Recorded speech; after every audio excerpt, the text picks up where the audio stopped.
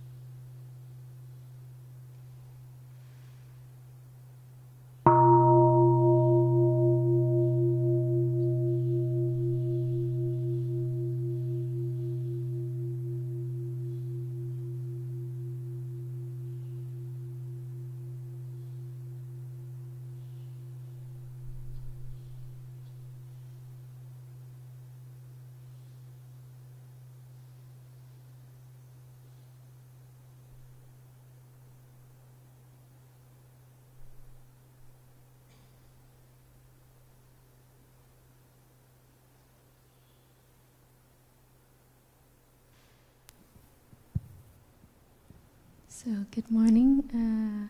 How's everybody doing? Okay.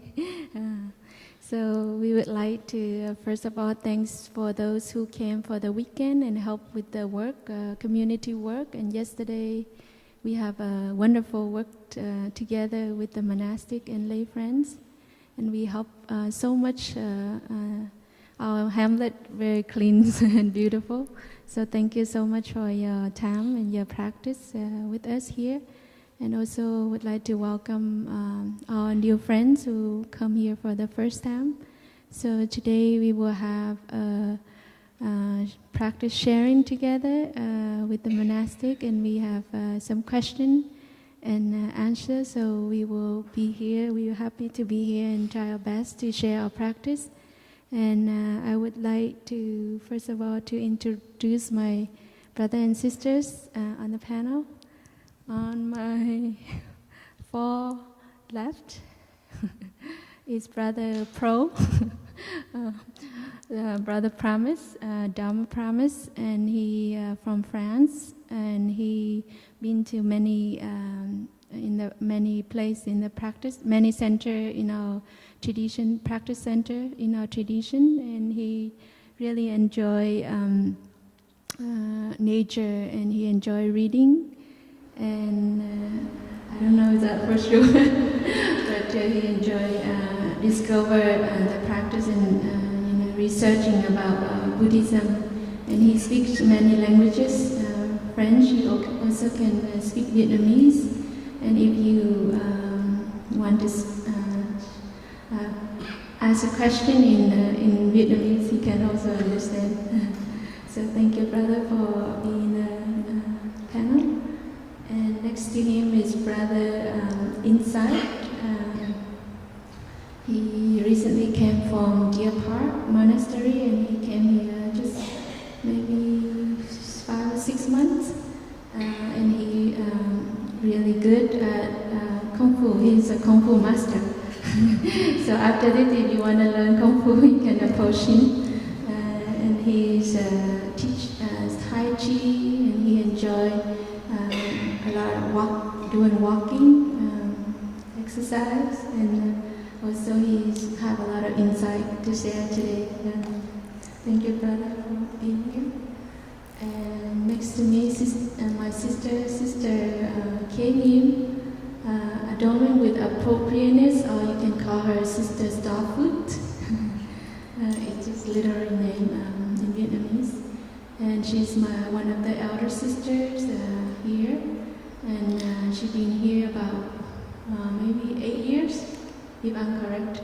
About 8 years, and she's very familiar with this place. And she's a place of refuge for many of our younger brothers and sisters. And she enjoys vegetable, working in seeing vegetable, and also she likes to play with children. Many times the children come here, she's really playing with them. Always I see, always she enjoying the presence and really be in the present moment with the kids. Thank you, Suji, for being here. And myself, Sister Bach, or you can call me Sister Popcorn, if you like. And I enjoy nature, and I enjoy working in the vegetable garden. Nature helped me a lot, so when I have time, I enjoy nature. And so now, if you have any question, something from your heart, and you want to share with us, now we already share all of us, so now we want to get to know you, and then if you have any question related to your practice or your difficulty at home or work or place, please share with us and ask a question that we can also help if we can in our capacity. We can help you we can help each other. And if any question, the theoretical question, you can ask our elder brother, Uncle Google, elder brother Google, and he can answer all your questions in 1 minute, in 1 second if you just type in. So we here today to share from our heart, and also things that everyday life that you get difficulty with the practice, please ask questions. So maybe we can receive 4 questions first, and then we will try each one try to answer, and if we have some more time, we can receive more questions. And now maybe we can enjoy one sound of the bell. So to settle down and to see what in your heart that the question that you want to add. And your question can help many people, don't be shy. Thank you so much.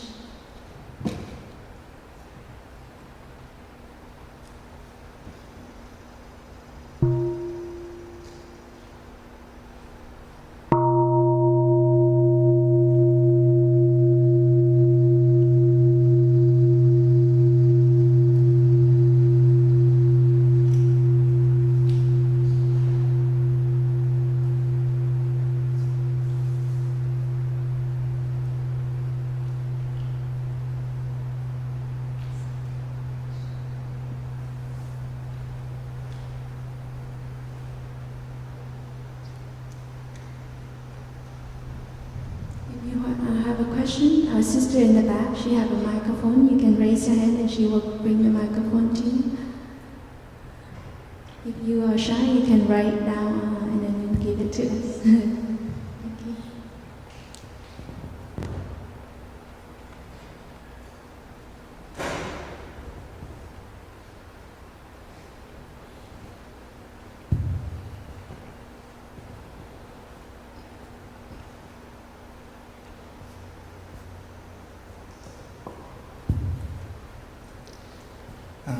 Good morning, everyone. My name is Hai. I'm from Connecticut. I have a question about practicing mindfulness at home. I wonder if I have a kid of 1 or 2 years old, and she's or he's always yelling, playing around stuff all day long. How can I practice that mindfulness in such a situation?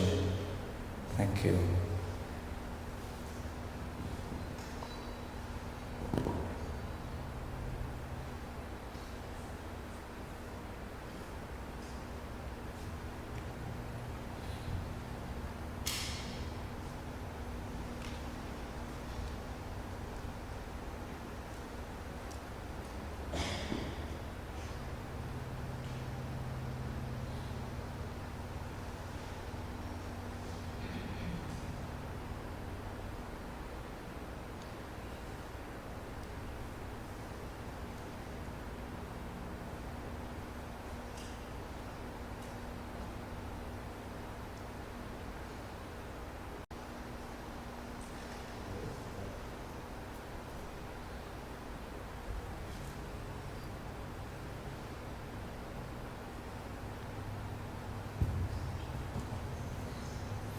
Hello, my name is Jeff.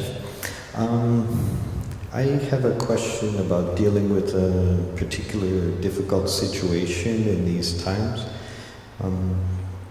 In the past, I think I was good at trying to be open and listen to people and find common ground and common humanity.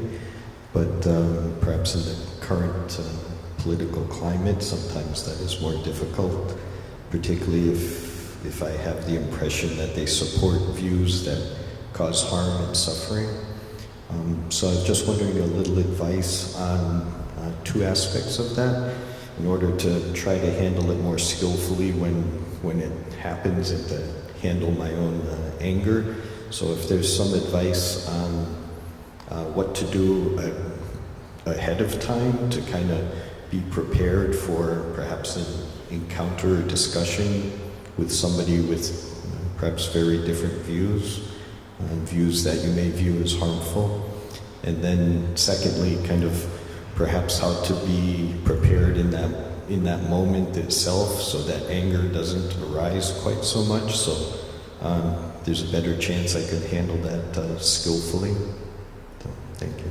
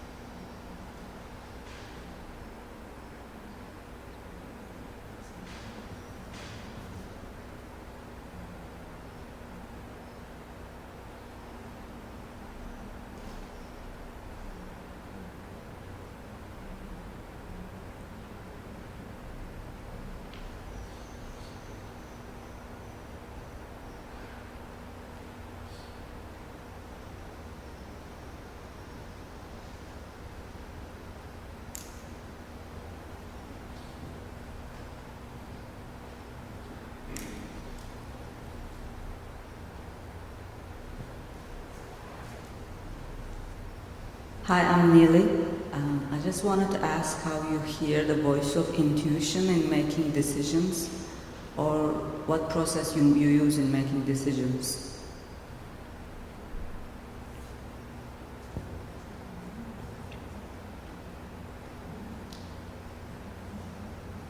Would you mind being a bit more specific? What type of decision?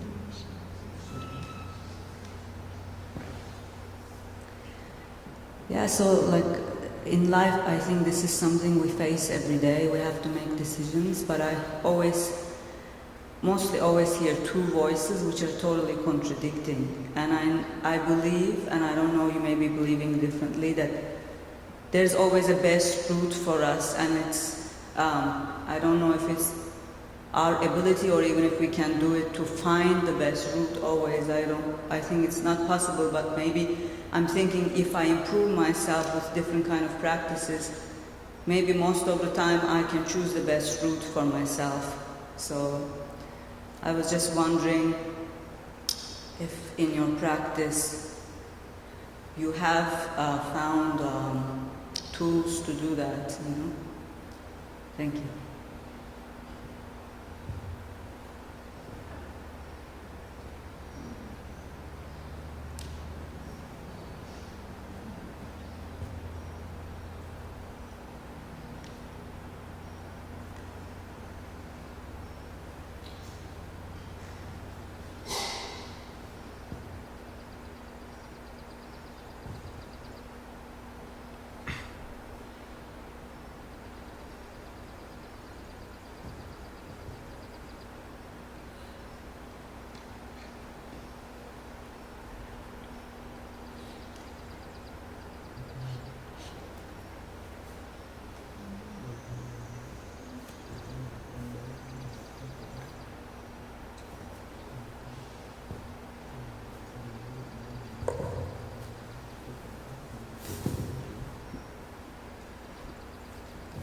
My question is, how do you practice mindfulness at work when your managers or the people you work with don't believe in it and the culture is quite aggressive? It's like, get done, don't care for others and just do what is required, right? So how do you at the same time you need to keep your job. So how do you balance it?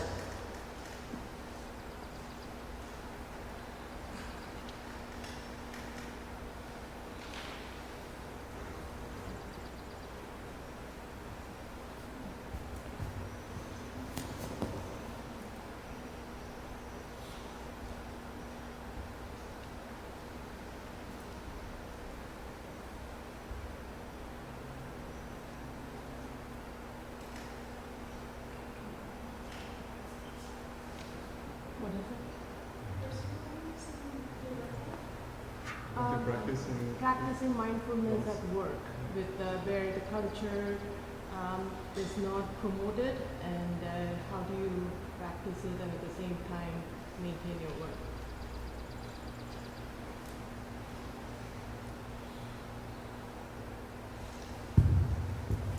Hi, my name is Enrique.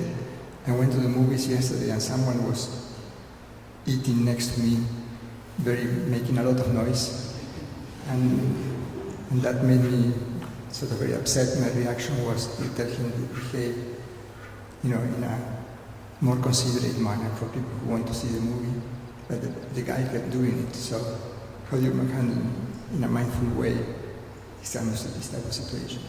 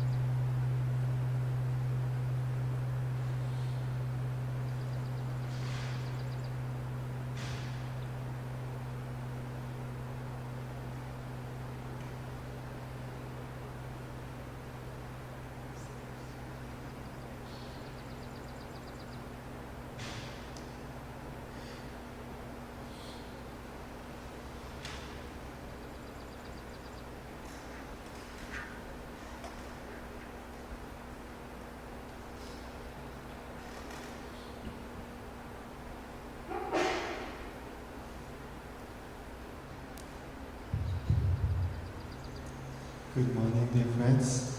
Thank you for coming. So, many very interesting questions. Maybe I'll answer the last one. The way I hear it is not about just the movie theater, of course, but maybe more in general, how to set up boundaries mindfully, to let other people know when we've been hurt. Is that correct? So, when we come to this spiritual path, we notice that when we allow anger to control us, and need us to, kick and scream, and we can hurt others a lot, and we can regret. But later on down the road we see another extreme, which is to say nothing, and we keep everything inside. And many people, in the name of non-violence, they do violence to themselves. So that's another extreme, and we have to recognize that this is also harmful, especially on the long run. If you're in a relationship with someone, and every day just take it in, and you never express yourself, then you can harm yourself. So the good news is between expression and suppression, there is a middle way, which is to attend to our emotions with loving attention, and to also let other people know, but of course in a calm and humble way, although direct, but calm and humble way. So that's actually the first line in the discourse on love that the Buddha gave. He or she who wants to attain peace should practice being upright and straightforward, humble, and capable of using loving speech. I sometimes think about the image of the waves in the ocean. So if you already swam in the ocean, you know the waves are always coming, right? But if you face the wave head on, you stand tall and proud, and then there's going to be a big shock between you and the wave, and both sides going to get hurt. And if you try to run away from the wave, it always ends up catching up with you and bring you down. And that's the same in our relationships with other people. We always face waves of difficulties coming. They will always come. Sometimes big, sometimes small, they will always come. And if every time we see something very, angry and very proud, and we bump into other people, and there's going to be a lot of damage. But if you try to run away, they always catch up with us. So we have to find a new way, just to dig under the wave, straight in, which means to face the difficulty with humility and understanding and love. So the first step when you have a feeling is to come back to our breathing.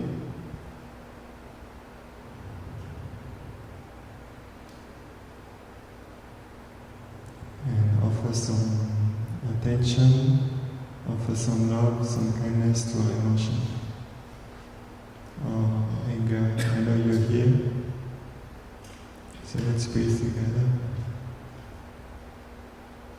I'm here for you, and I know you've come because you have a message. You want to help me. Anger, just like all emotions, they come to us to help us. Anger wants to help us to re-establish broken boundaries. Anger comes to help us to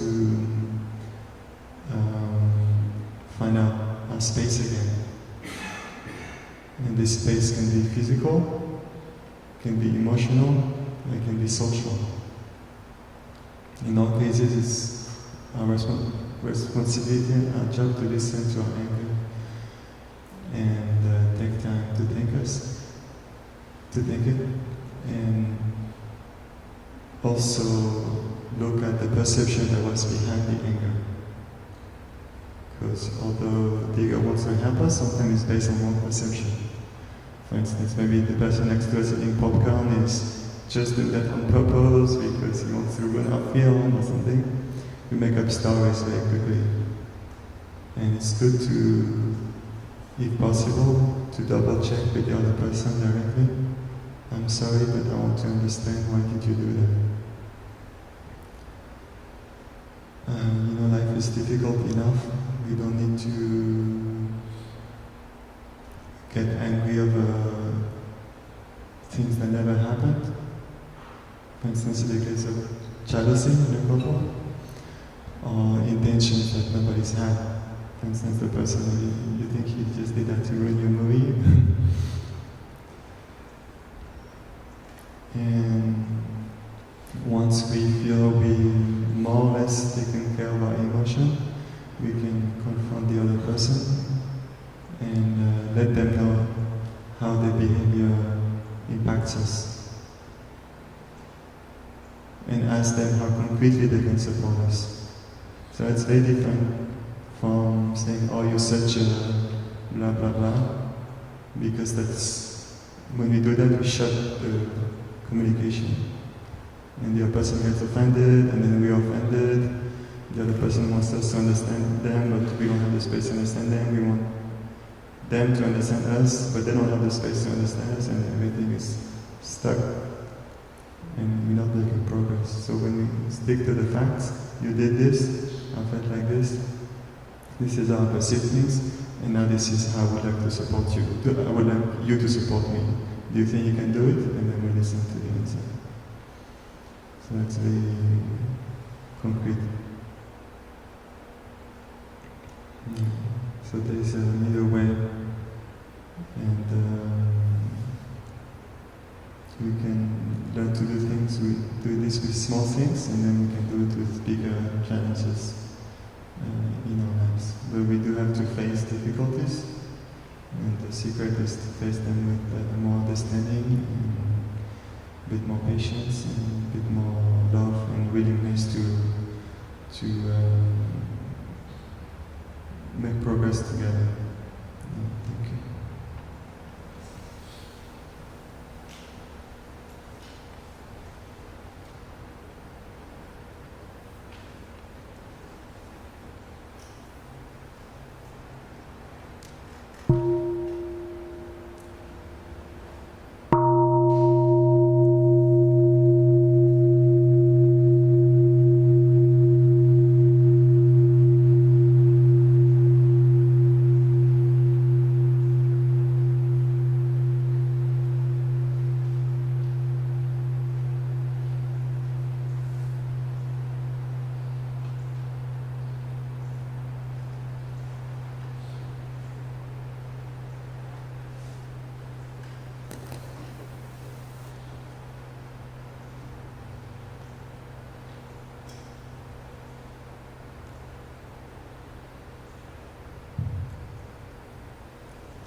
So dear Sangha, dear friends,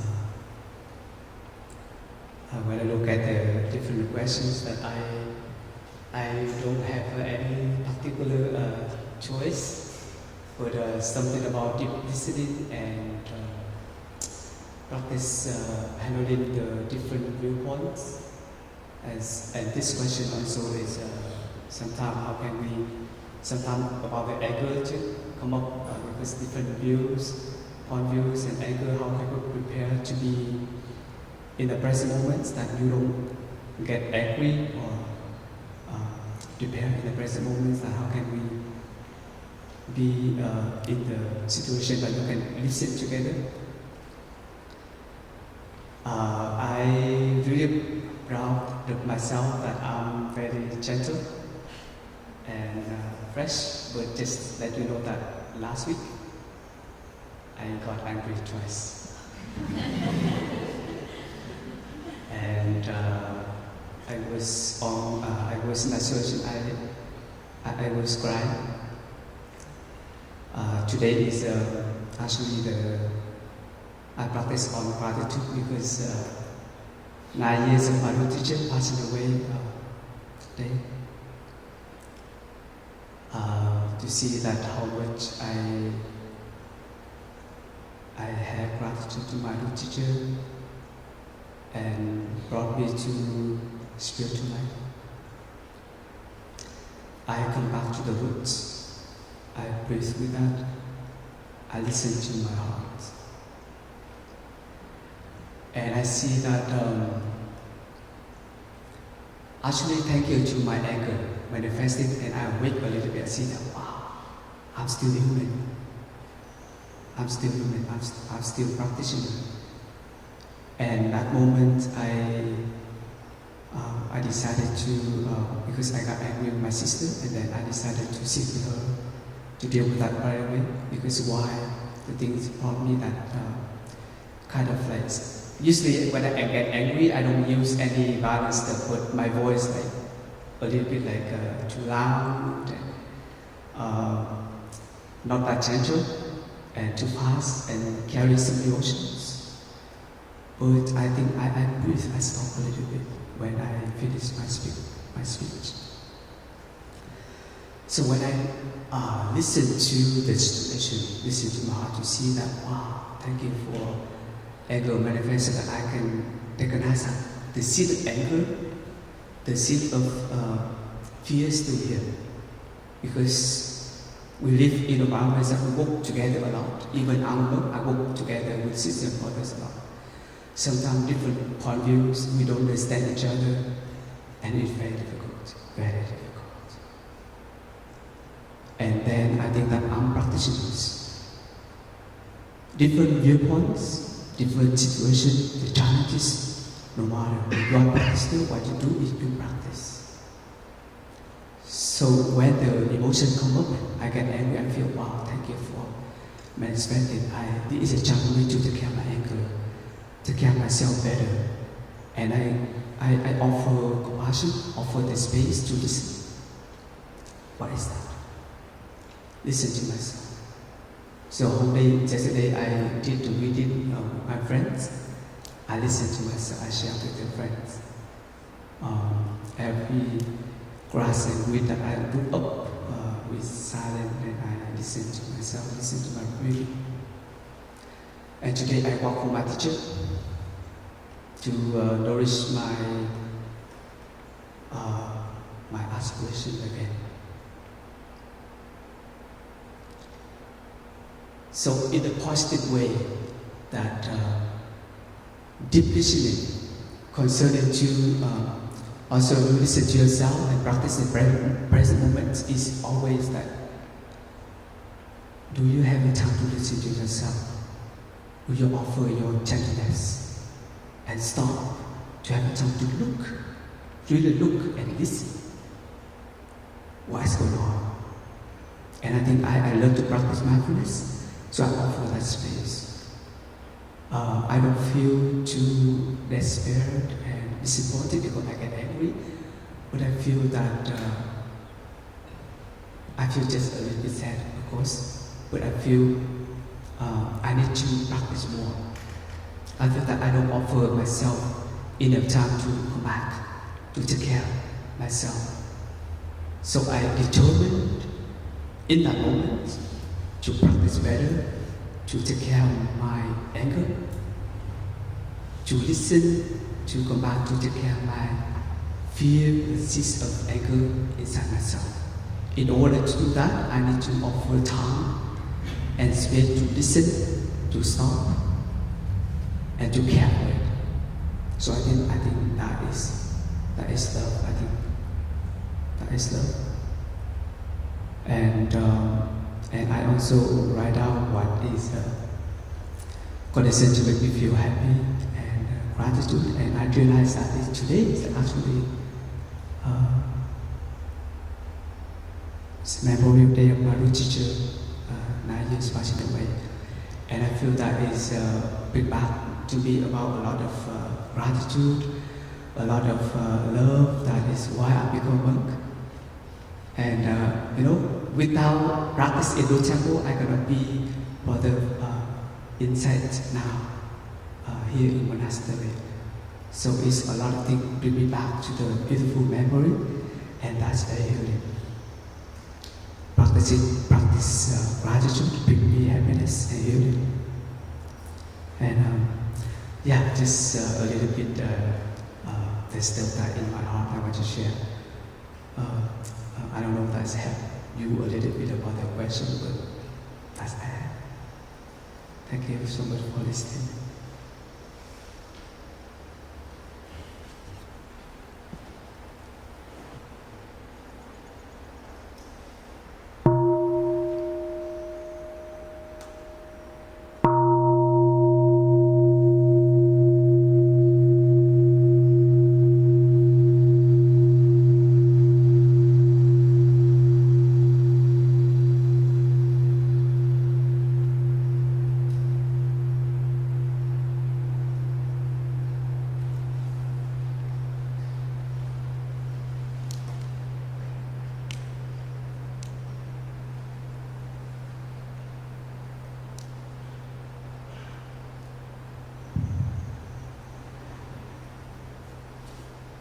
So, dear respected Tay, dear brothers and sisters and dear friends, thank you so much for a beautiful question.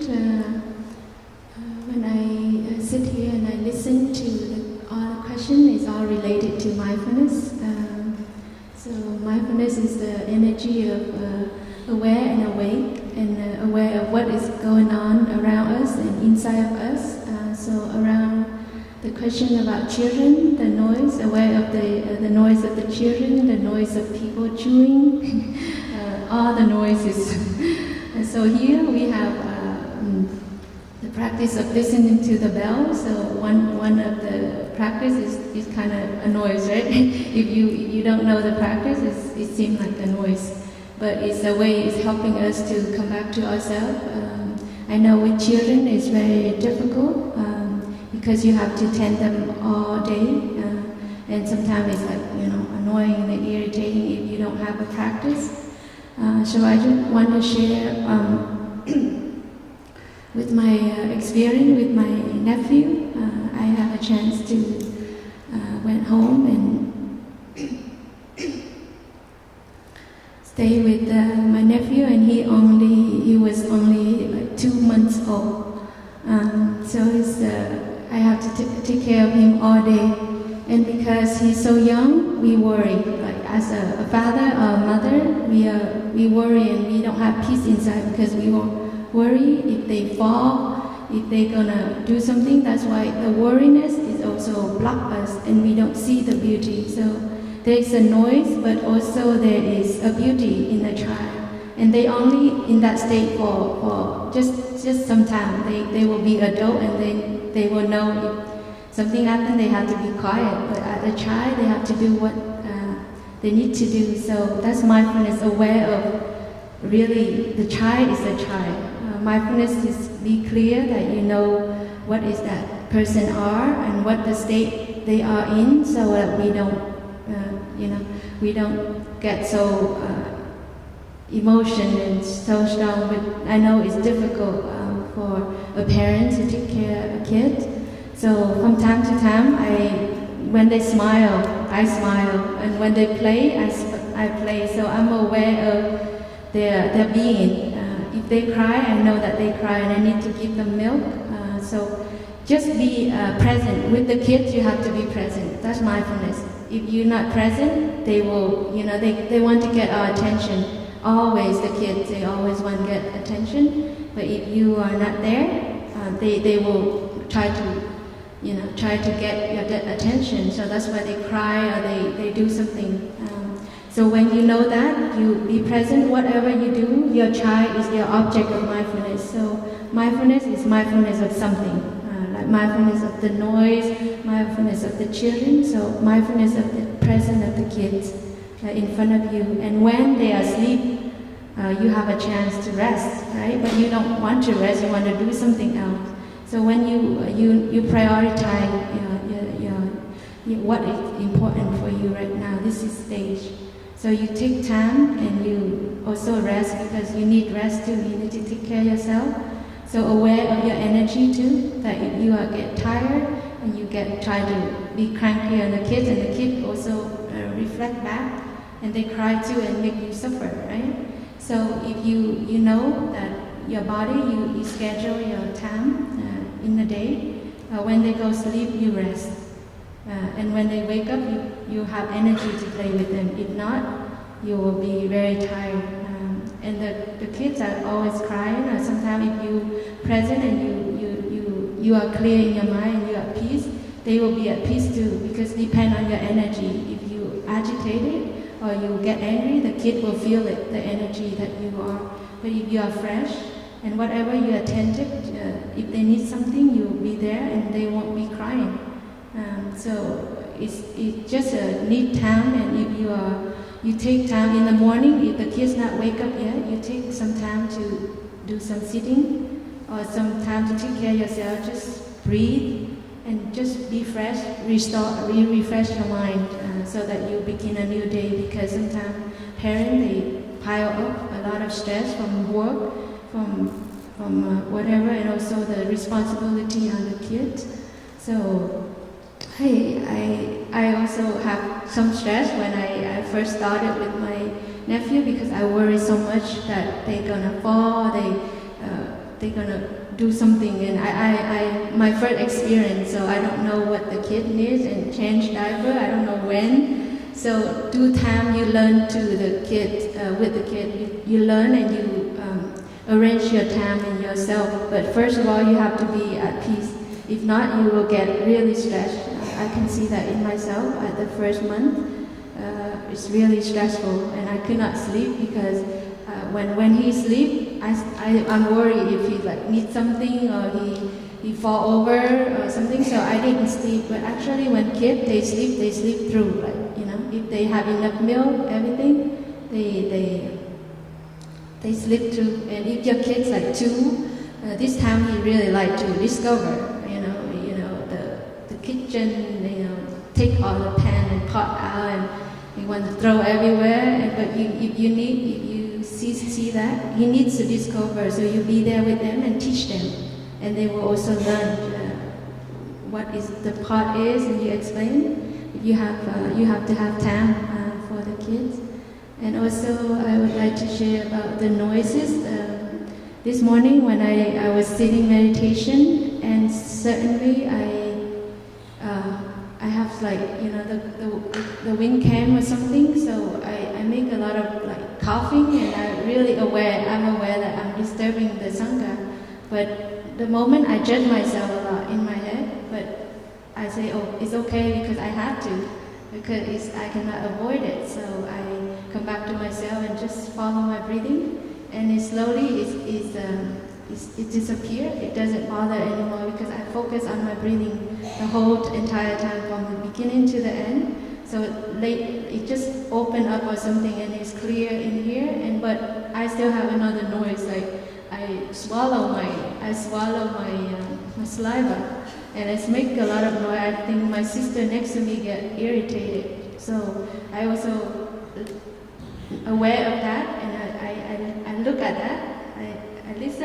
I listen for a while, and I just follow my breathing and say, it's okay, it's not here. If you keep judging on your mind, if you're busy on your mind, you will do it the whole time. But if you focus on your one part of your body or the breathing, it just naturally flow. Because you have so much tension in your head, so it doesn't help the symptom, symptom. But then I did this morning, and it's helped a lot. And also noise it.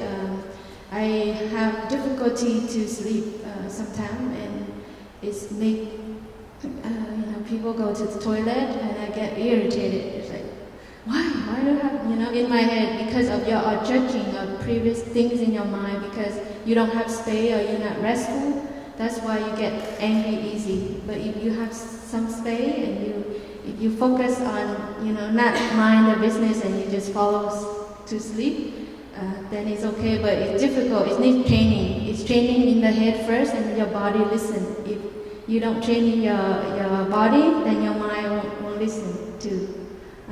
So I get irritated sometimes. People just flush the toilet at 12 o'clock, when you are in deep sleep and you're awake, and then it's very difficult to come back to sleep. But sometimes I reflect on that, because they not do it every day. The people, because of emergency or something, they have stomach ache or something. If you have look deeply into that, and people don't just, sometimes I judge people not mindful, but it's not actually, it's not like that, because the way we think, but natural way, because they need it. At that moment. So, because if you are open-minded, you can be free from yourself. But if you keep a mind of judging, then you suffer a lot. And it's happened to me when I do something. If people don't do, I have also judging in my mind. But actually, they do something, But because they're not there with you, then you think that they are not doing it. But actually, they do something else for you. So when I think of that a broader way, I see that I have gratitude for people that around me. I can do something, but people do other things for me. I cannot be in 10 places at once. So with that mind, I also have more open-minded to other people's action and judging people. So when we judge, then we suffer. But if we are free from our judging, then we come back to the practice of mindfulness, aware of our body, aware of our feeling, how is that moment. And then slowly, if you are at peace, then those thoughts is no more bother you because you are at peace, and then you see clearly that that person is just wrong perception, that person are doing something for you. So thank you so much for listening.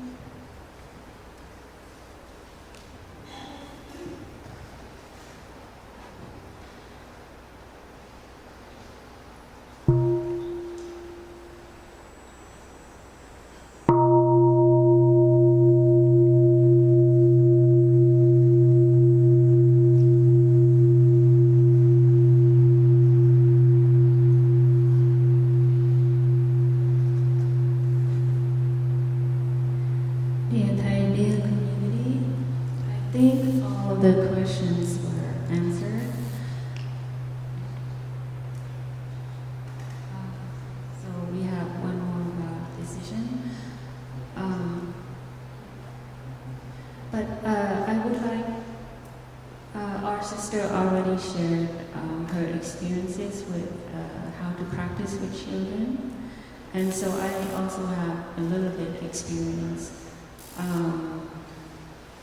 Every year, Blue Cliff, we have a family summer retreat, and this year we had like 62 children, and with only 2 monastics and some lay friends who practice with the children. And I had an opportunity to practice with my 6-year-old nephew who came to the summer retreat. And I think it is very important to have a spiritual dimension in our family life. And so when my nephew came here, I know that he will learn through observation, through how I carry the basic daily practice, like listening to the bell, how I listen to him when he wanted to share something, and I practice deep listening to what he has to share. And I also need to watch with my speech and how I speak to him, and I also listen, observe how he speaks to me. And if the speeches he speaks is not nice, so I would teach him how to say it nicely.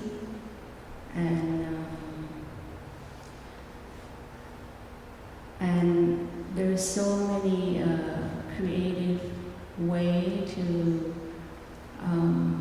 help my nephew to practice. Like he loved the small bell, and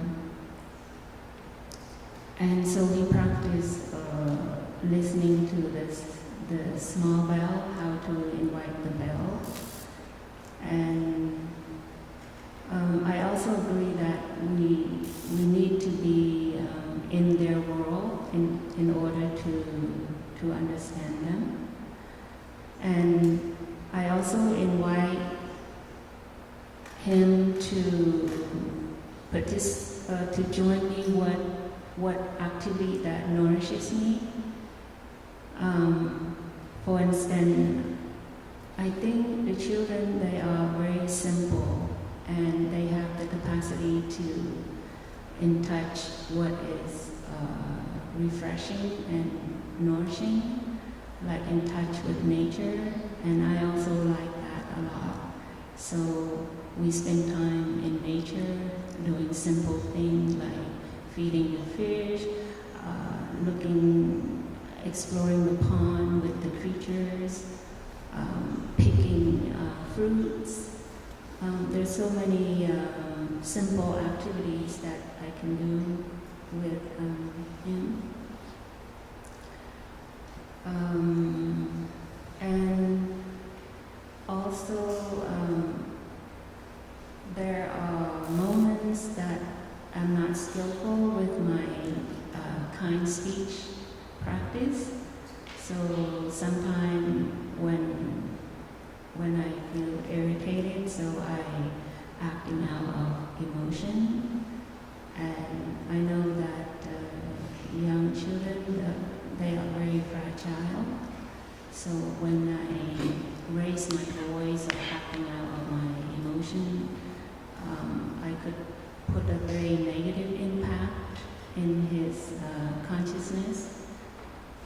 But I recognize that, and later on, I can practice reconciliation with him, to tell him the good qualities that he has that bring me happiness, and then I tell him that I'm very sorry. I acknowledge that, I didn't using kind speech to him, and I hurt him. I let him know.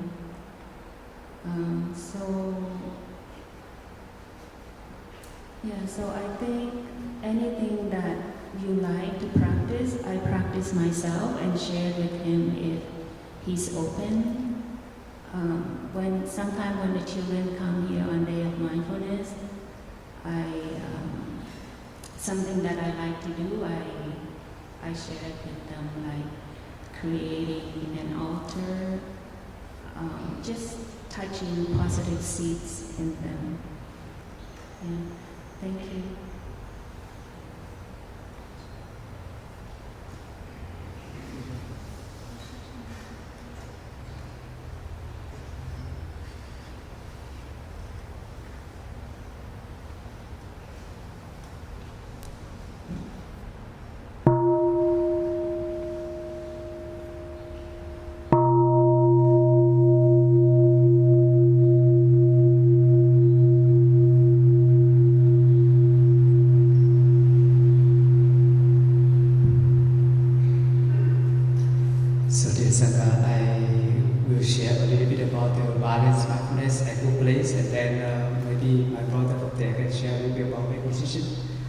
And be aware about the time. Of course, I will share 5 minutes and another 5 minutes. But I see that is we also practice in the practice center, and sometimes we're not aware that also here also work a lot. And that if we are not careful, also we become like we take book and not practice. Because sometimes we organize another retreat and we're so busy, and then myself, when I do a lot of things and I'm busy and very tired, and then I want to rest, and then I have lazy days, and then become like working, and then also some retreat come up, and then we ask for some volunteer to organize stuff, and we feel so afraid. And then we say that we work so hard and something like that. Sometimes in our monastery, we also feel that if we are not careful, also we bring the practices become the place of workplace, duty workplace. If we don't see that during the time we work, as we work in order to practice and take care and nourish our aspiration. So I see the same way in your workplace, that you see that is your joy, and you see what is your aspiration, that when you go to that workplace, when the first time you get salary to come to work, is that you like it, you want to work in order to contribute to the life, but also sometimes that you feel that workplace that you can generate the space for you to take care, to understand yourself. And I think when you have the intention, you can put it into practice. And when, if you have that intention, aspiration, whatever, and wherever you go to work, I think you can create some space for you to practice, because you feel that without that 5 minutes silence and relax, I can handle today. If you raise that question up, it means you find a way to have a break time during the workplace to sit and to enjoy your breathing silent in 5 minutes. And that energy you make your day is good. And you create the space in the workplace. Just 5 minutes like that is actually enough for you to balance yourself, to understand yourself, to feel relaxed, to feel fulfilled your day a little bit before you work. Otherwise you feel that the working just for money, that is, no. Sometimes people say that working just for money, working because I have to work, I have to survive.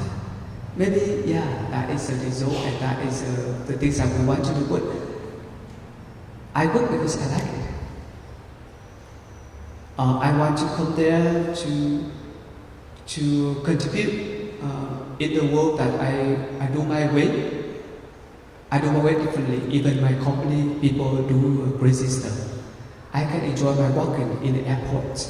Sometimes I have 2 hours waiting, but I choose to walk, to enjoy my footsteps. That is different from my life between that people. I choose to sit very still in that 1 hour to wait for the next airplane to read, to follow my breathing. That is my option, my choice. So in workplace, the same in airports, in company, that you think that what nourishes you, to create the time for you to practice mindfulness, to nourish your life, to balance your energy. So that is an option you can choose, and you can do it. So I think that also sometimes I get so much stress and also working. Sometimes I push my something, my sangha, my brothers, sisters, or by my duty. I need to do it to contribute. But when I do careful enough, I think that I work that time in order to practice, to understand myself, to transform, to notice my aspiration to serve all beings, and I feel okay to live. And when I do it that way, I feel okay, I can do it. I feel it's okay. I can do it. During the time I do it, I practice, so I don't waste my time. I don't lose my health. So thank you for your listening.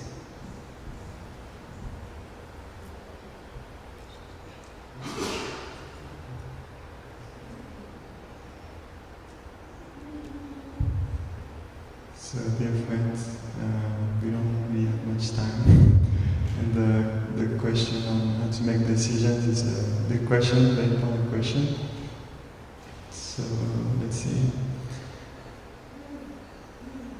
First, I think it's important to recognize the impact of our decisions, decisions to speak, to act, and how they influence this world we share. So decisions are so important. And our world is the so-called outside, objective world is also largely based on decisions. But what are decisions based on? And if we look deeply, we see that decisions are based on our subconscious beliefs. So it's very important for us to learn how to work with our subconscious beliefs and to transform them. And for that we need to learn. And the way we learn in Buddhism is we learn from a direct experience. Because if we just learn from other people, then they just repeat opinions that they've heard. And it's a case of the blind leading the blind. It's not very helpful. And we see the damage this has caused for us as individuals and as a society.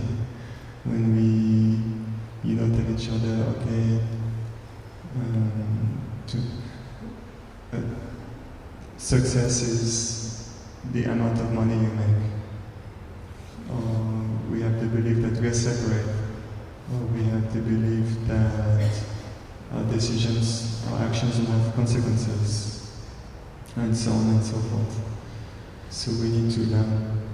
And mindfulness is, I would argue, one of the three elements, but of course the most important element we need for us to learn. So when we come back to the present moment, we connect back to life, connect back to our feelings, and to the feelings of other people. And of course, we need the second element is we need time, because with time we can start to reach conclusions. Oh, every time I do this, I feel like this. For instance, every time I eat that, I have a stomachache. Every time I speak like this, I create trouble for other people, and so on and so forth. So we need time also to learn. But there's a third element. You know which one it is? Mindfulness, time. You can say something. We need to make mistakes, because without mistakes we cannot learn. So we need to engage with life and be willing to learn and be willing to fail. There's a beautiful concept, it's called failing forward. So you said something interesting, which I find interesting, like, I believe there's only one best decision. I'm not sure about this personally, because even if we make maybe suboptimal decisions, we can still learn, and we still live, and there's so many possibilities. So that's very important. And another thing to remember is we cannot control the outcome. In life we cannot control anything, including our own health, but we can always contribute. So if we remember this, we preserve our peace of mind. You can write maybe on your wall, I can always contribute, but I can never control. Yeah? And in Buddhism, our intention is very important when we make a decision. So learn to check your intention. Am I acting from a place of love, willingness to contribute, or a place of greed or misunderstanding? That's also one very good way to help us make better decisions. Thank you.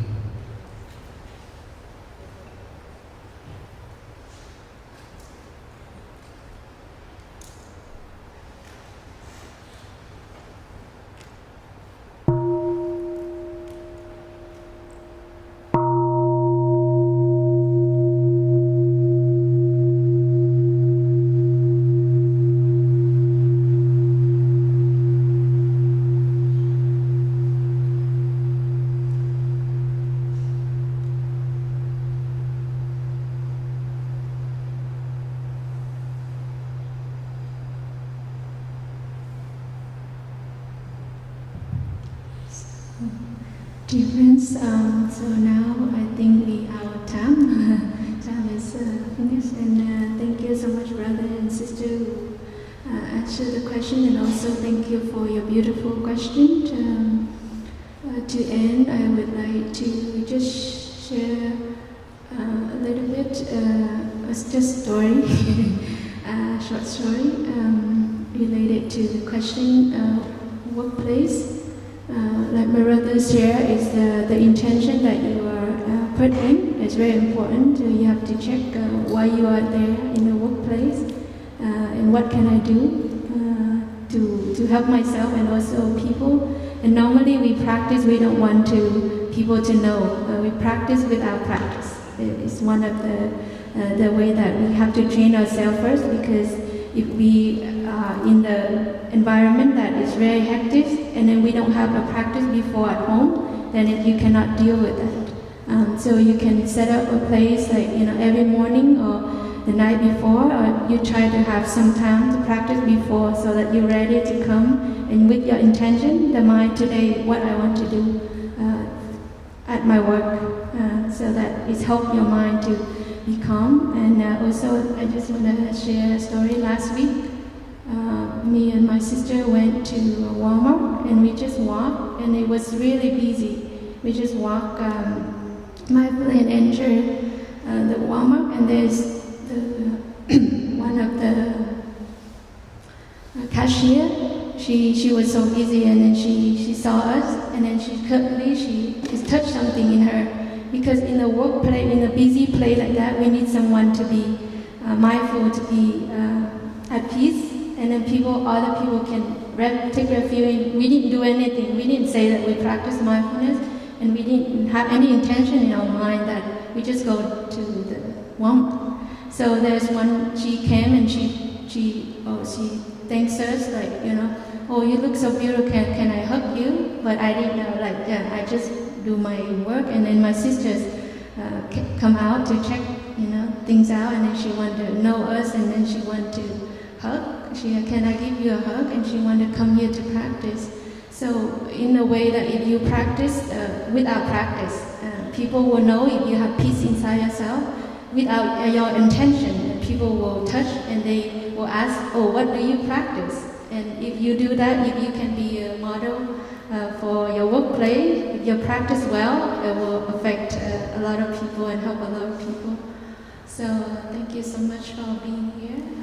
We will end with this bell and enjoy your day. Thank you.